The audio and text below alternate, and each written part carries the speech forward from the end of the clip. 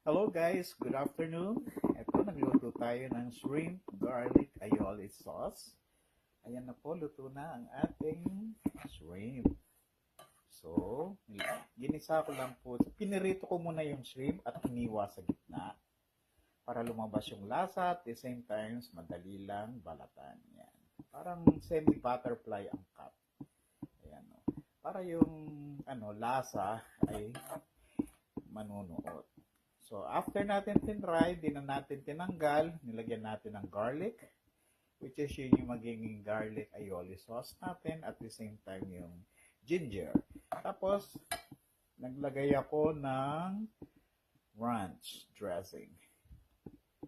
So, napakasarap. Ayan, mapaparami na naman tayo ng rice nito.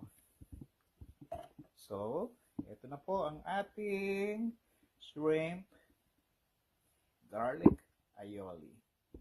O yan. Tara, kain na po.